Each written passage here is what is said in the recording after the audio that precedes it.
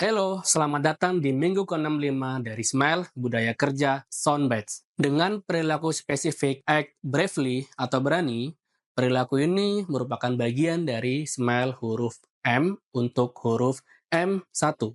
Tema untuk huruf Smile ini adalah hati yang tulus dan keyakinan yang kuat. Sedangkan definisi dari perilaku ini adalah menyalurkan pendapat, melakukan hal yang benar walaupun tidak populer, memiliki kepercayaan diri yang tepat terhadap kemampuan, pemecahan masalah, dan kemampuan tim.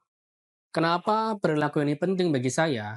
Perilaku ini penting bagi saya karena kalau seseorang tidak berani memberitakan hal-hal yang mereka hadapi, saya tidak akan tahu apa yang sedang terjadi dan tidak bisa membuat keputusan yang tepat. Terutama dalam pekerjaan saya sehari-hari dalam memimpin salesman di area.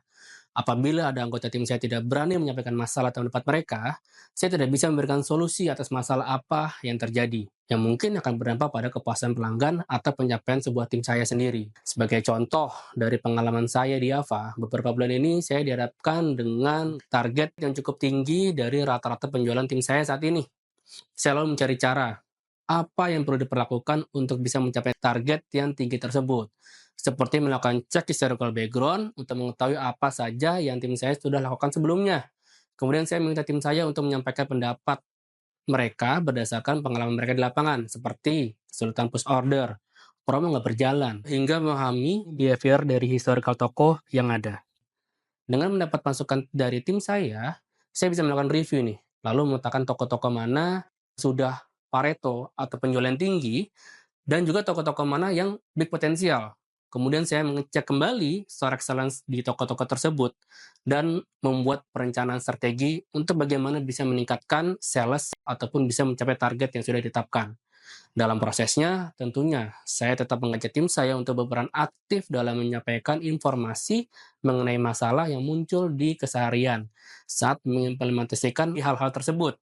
Hingga akhirnya pencapaian tim saya selama 3 bulan terakhir mencapai 100%.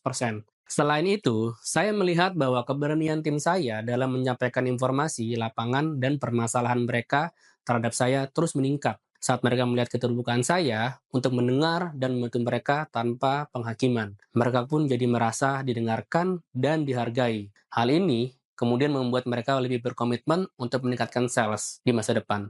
Dari contoh ini, kita bisa belajar dua hal. Yang pertama, kita hanya bisa didengar apabila kita berani mengungkapkan.